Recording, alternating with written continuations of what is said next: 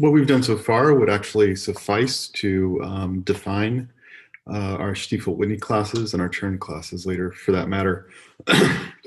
In other words, just having submanifolds by what we did last time gives rise to cohomology classes, and we'll see that for vector bundles, there are some lovely submanifolds one can define. But I wanted to go a little to the theory of Thom cochains, and in particular for product structure. We're likely going to have an application or two of product structure, deepen understanding of Thom isomorphism, for example. But this is also just a chance while we're here. Product structure is one of the main reasons I started becoming interested in Thom cochains. One reason I define them. And that's because this classical relationship between cup product and intersection, I wanted to understand better, and still do. So what's the main theorem? Well, let's suppose we've got a couple Thom cochains. That means what we have is something embedded in a vector bundle, call it M. Let's call this composite the reference map, and we'll call that F. So I've got W mapping to M through a vector bundle, and V mapping to M. And really, the vector bundle is there to help with orientations of pullbacks and things like that, but it's not really needed especially conceptually. So we've got these composites, and let's say W and V are well, they're proper with possibly with boundary. And then the theorem is that, actually, let's just say without boundary. Sorry for that's what I meant to say. So that means that tau V and tau W define cohomology classes. And then the main theorem is that tau V cup tau W is represented by tau of the pullback of V and W, or F and G. That's going to be another manifold with reference to M. It's you can define it in the direct sum of E and E prime. Again, think of M cross Euclidean space, but really, and this happens when that pullback is what you'd need is transversality. If F is transversal to G, then that pullback is going to be well behaved. And so, for example,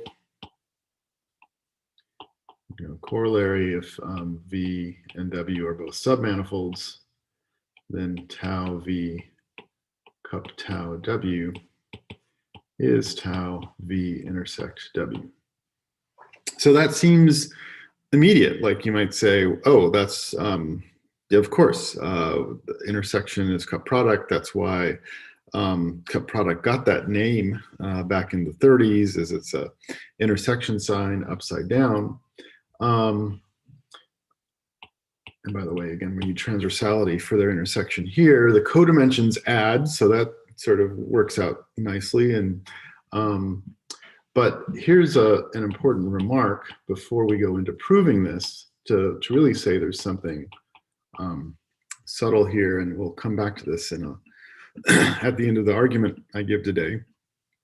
By the way, I don't think we'll finish Thom cochains today, because the argument does involve a couple new ideas just for this. So here's the fact that this can't be true at the cochain level. So what these square brackets around things, in case I haven't said, is how I indicate equivalence classes in homology or cohomology in this case. And so this is a fact about these equivalence classes, these cohomology classes. In other words, tau V cup tau W as cochains is not equal to tau V intersects W in general. I mean, it might be, but. And what's a nice little example? Suppose we're in R2 itself, right? There's no real cut products, but we're doing a cochain level argument. So there's no cut products at the cohomology level, but there's plenty of cut products happening in the cochains in R2. So if M is R2, let's let V be the x-axis and W be the y-axis. And so then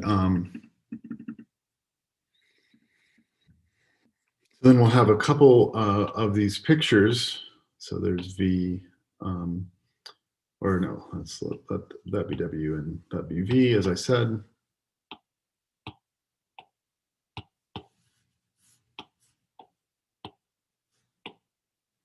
Okay, and let's consider two different sigmas.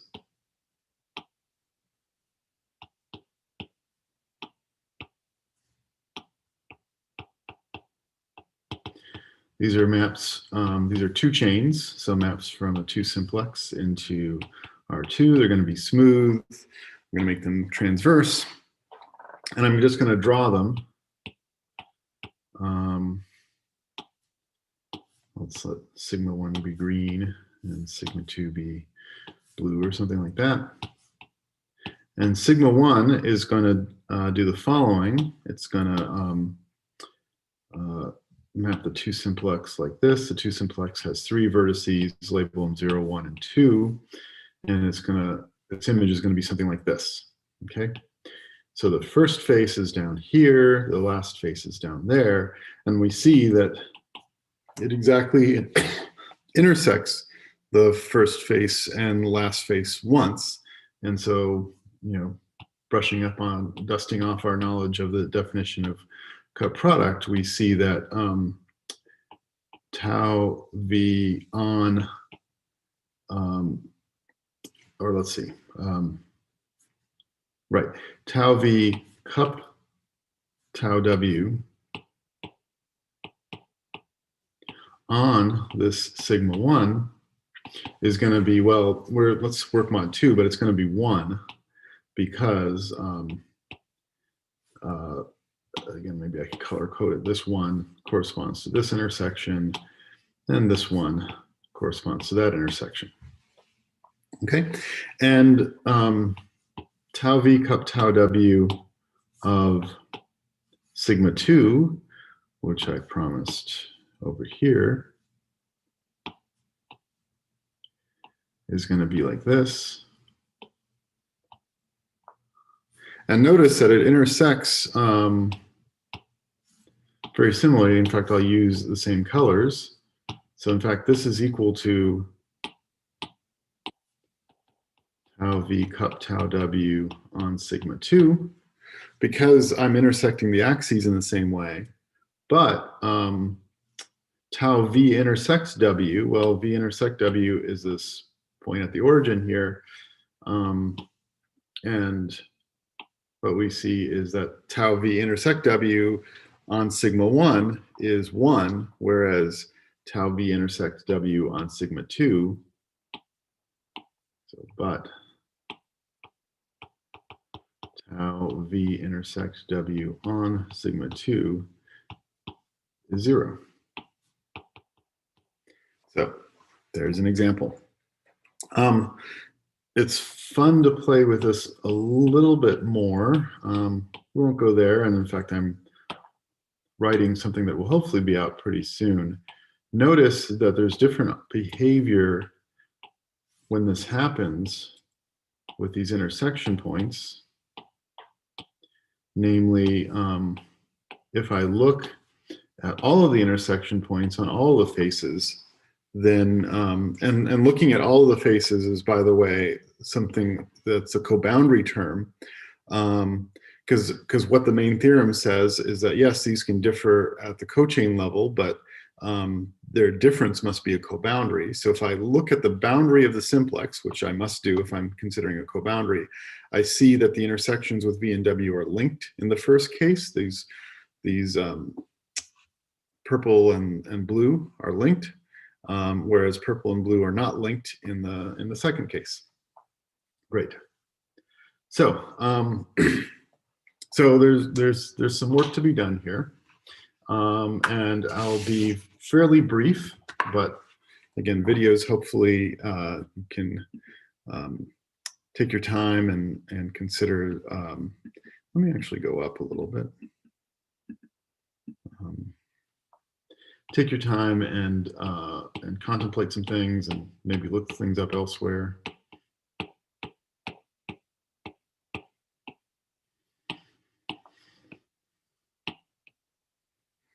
Okay. Actually, let's do that.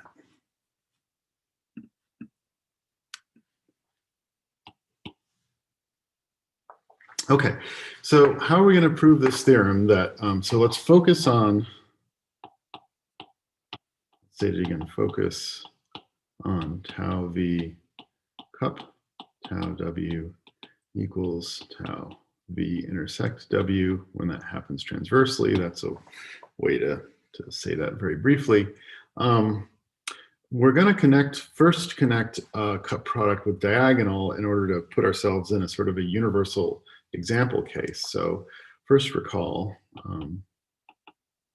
if I've got the diagonal map, and this is just for any space, doesn't need to be a manifold, and I'm considering cup product in the cohomology of X, it's going to be the image under diagonal pulled back of a cup product happening in X cross X. So this second thing you could say is like an external cup product. You can use it to formulate the Künneth theorem, and we're going to talk about that in a moment. So what that's going to mean is, so any cup product is pulled back from the diagonal. So what we're going to do is, so we're going to use M cross M as a universal example.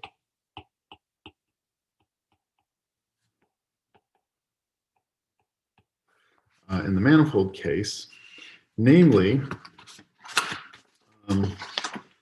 so it suffices to show, so there we'll show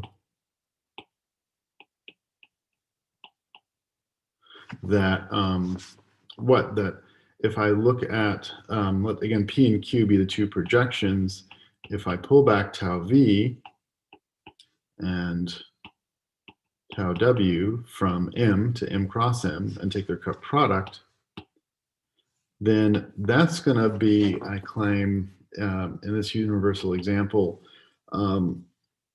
well, that would be what? Tau V cross M intersect M cross W, because pullback, remember, is pre-image, but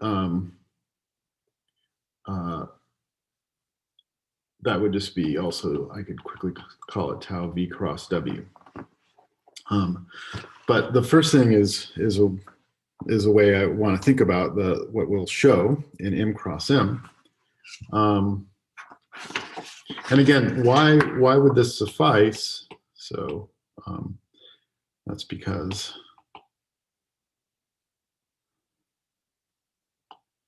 it suffices because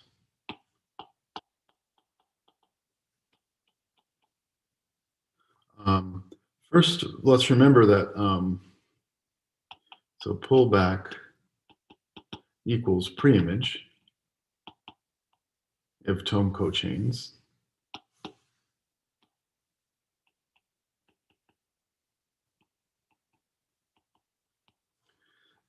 And here's a basic fact in differential topology. If V is transverse to W, as submanifolds, then the diagonal is transverse to V cross W. That's pretty immediate. You can call that a little exercise if you want. A lot of things today will I guess, be left as exercises. And then, of course, the preimage of V cross W is V intersect W. So if we prove this statement about the cross product in M cross M, that will give us the statement in just the cohomology of M. Okay, so in M cross M, we want to consider this sort of external cup product. Again, the Thom cochains are that associated to V cross M and M cross W.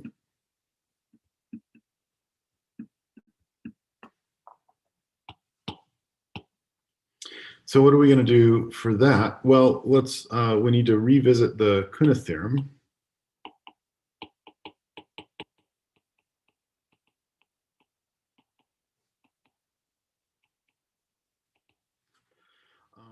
And for that, we'll do a little digression. This is, I know it's a standard, but there's language that I just prefer. Yeah. So if I've got I and J are posets, what I want to do is consider all order preserving maps from I to J.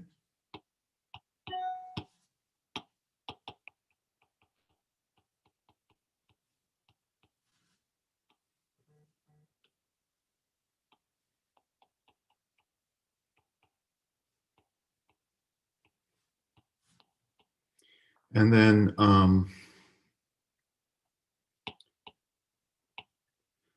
so that's that's just a set. And what we're going to do is make spaces out of this by considering the interval with its partial order. And if that's our example of an I and our J is, say, finite, then the order preserving maps from I into J, well, that's just going to sit inside a cube, I to the J, and I can give this the subspace topology. And this gives me a way to, given a poset, make a space. This is a quick way to make something like the nerve. You can even call this the nerve of J. So this order complex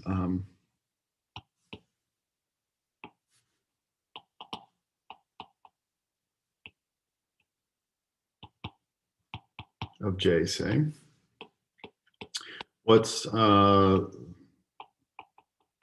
first key example? If I look at this poset N,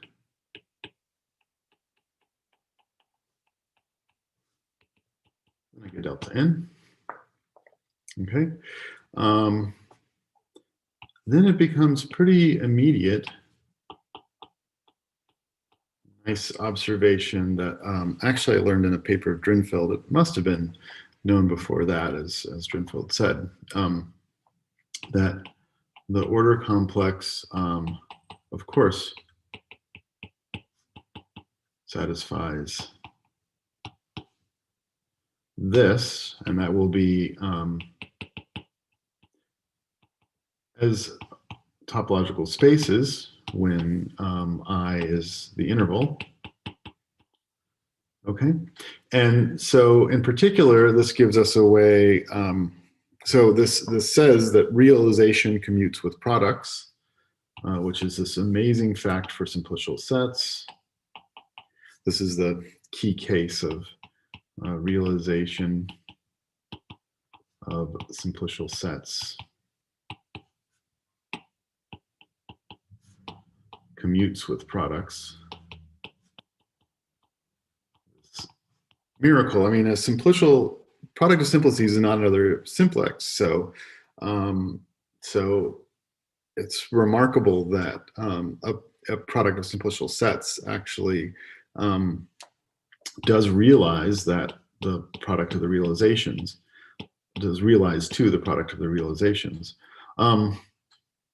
So the reason the only reason that I've done this is that it gives us a way to more elegantly discuss products of simplices and their subdivisions. So corollary is that the order preserving maps from an interval into the product of these basic posets is homeomorphic to a product of simplices. And again, in the Künneth theorem, what we want to do is, so in the Künneth theorem, we of course, this is just in singular homology, so we've got two chains, and we have to somehow, or actually make the second thing y, say. So then, of course, what we can do is we can take F cross G, and that is a map from a product of simplices. But then we can compose with, or precompose, I guess, this homeomorphism. And all of these order complexes are simplicial complexes, and so this gives a way to take a product of simplices and express it as a union of simplices of dimension n plus m along their faces. So let me give a couple exercises, if you haven't played with this, but which I'd assume.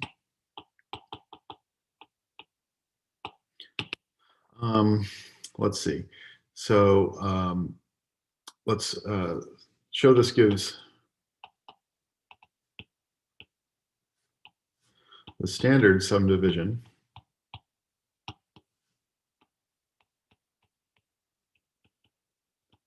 of delta n cross delta 1, which is otherwise known as delta n cross I, when you say establish used in proving the homotopy axiom.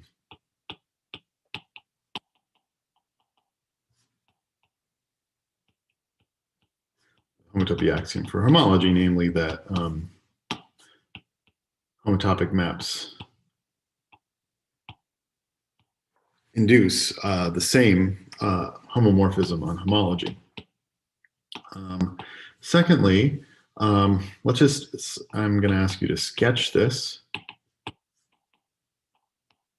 when, say, n equals m equals 2, the first case where one of them isn't 1. You might want to start with, for the first one, you might want to start with some, n equals 2, m equals 1, or something like that. Of course, n equals m equals 1. But yeah, everybody should play with this four-dimensional geometry a little bit. And then show that the number of n plus m simplices in this product is equal to the shuffles, the number of shuffles. Well, let me just say, I would even rather have a bijection between the n plus m simplices and the shuffles of the partially ordered sets n and m. And it's standard combinatorics to know how many of those there are, binomial coefficient. Okay, so there's some exercises. And yeah, so that's all to let us, especially this last shuffles observation. I'm going to, spoiler alert, you're going to have to fill in some details of this argument, but you'll find the shuffles perspective helpful. Okay, so let's turn to the argument.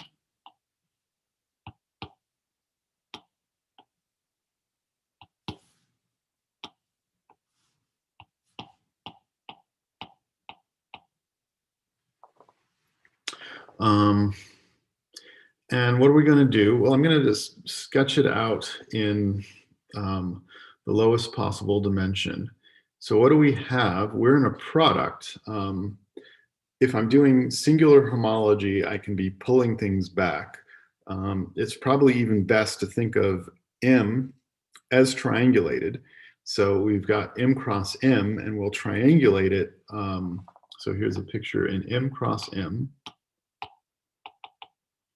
And we're gonna, it naturally comes as products of simplices. So here's a product of simplices. But I use this homeomorphism, again, between order preserving maps of n underline cross m n underline and delta n cross delta m to give me a way to triangulate m cross m. And so in this case, so here are, maybe I even want to erase. So I'm just looking at simplex cross simplex.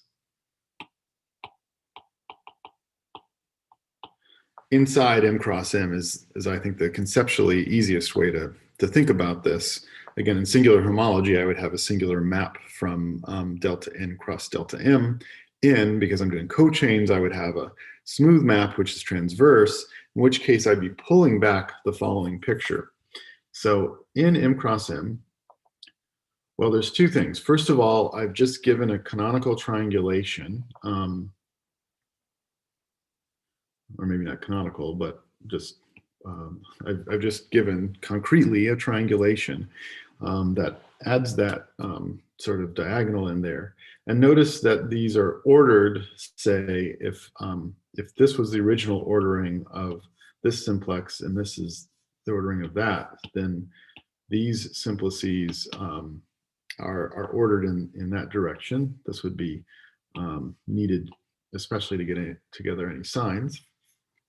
And then what I have in M is something that if it's a cochain in M that's evaluating properly, this edge here that I'm labeling 0, 1, that's this delta n simplex, say. That delta n simplex, if it's evaluating on a Thom cochain, that Thom cochain is intersecting it in some finite collection of points, okay? But then in M cross M, if I looked at,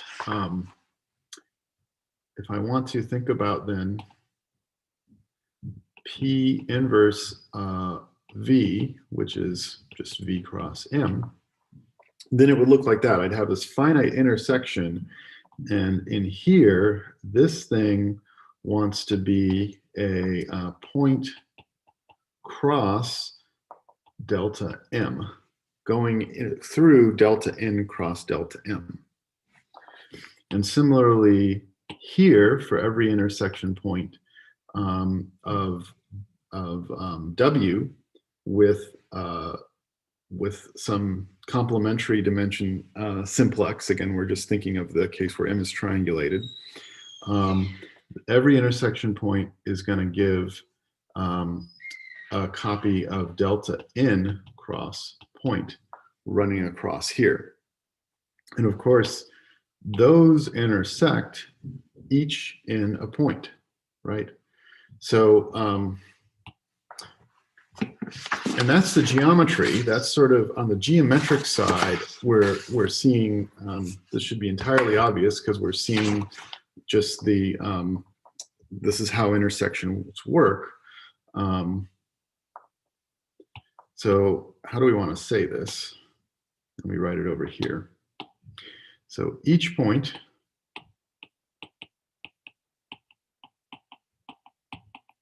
in V intersect, say, the delta n, along with a choice of point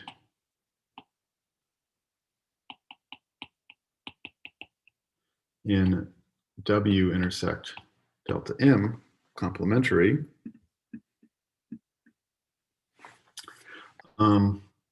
is in one-to-one correspondence with both. Well, what I just said is exactly one point in V cross M intersect M cross W. In other words, V cross W.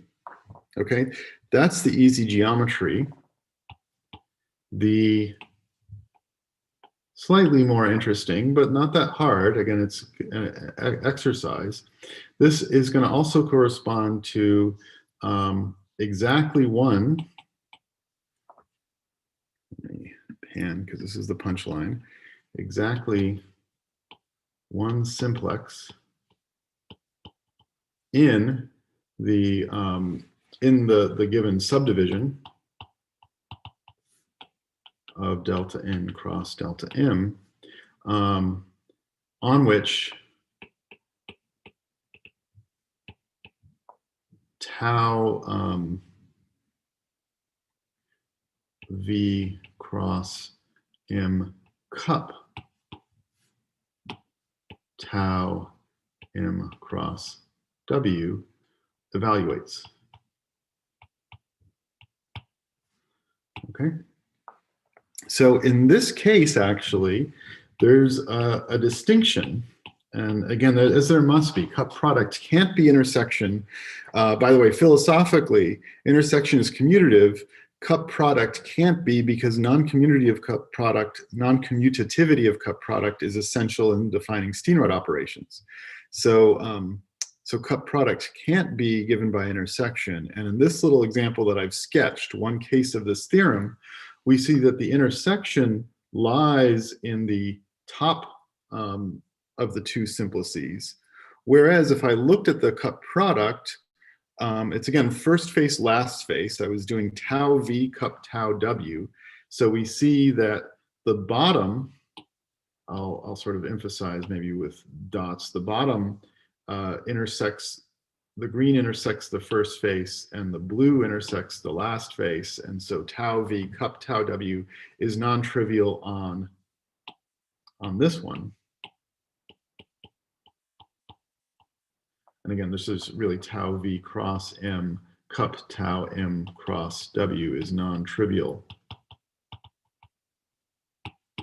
on this, while over here, tau, call it V cross W, is non-trivial on this. So, so yeah, so they aren't the same cochain, but they do evaluate the same on the sum. And that's what we're basically saying here. Each point in the product will evaluate to one point on one of those simplices in the totality. In this case, it's that red point evaluating in the top simplex. And also, each point in that product will give rise to one simplex in the subdivision on which the cup product evaluates. That I won't elaborate on too much, but if these simplices are given by shuffles and the cup product is first face, last face, that's probably a good enough hint. So, I mean, what else is there to say? So I've only sketched this out and I didn't sort of name a lot of things. I think it's a good exercise to at least sketch out another case. Maybe you're braver than me and can go up one dimension, delta 1 cross delta 2, or heck, even delta 2 cross delta 2. I also didn't talk about signs at all. So far, this is just a mod 2 result, but again, this order complex formalism is nice for signs as well. So I'm going to leave it at that. I think I will make one more lecture on Thom cochains, but I want to stop there and give people a chance to do some of these exercises and digest.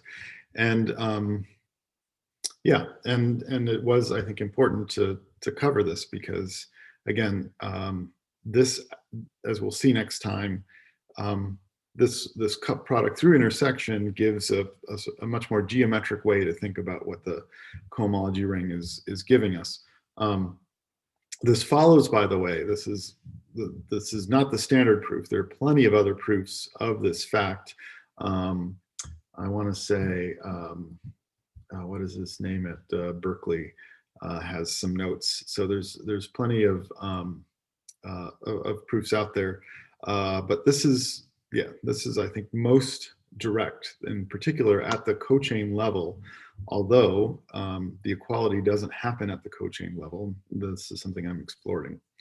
Okay, so let me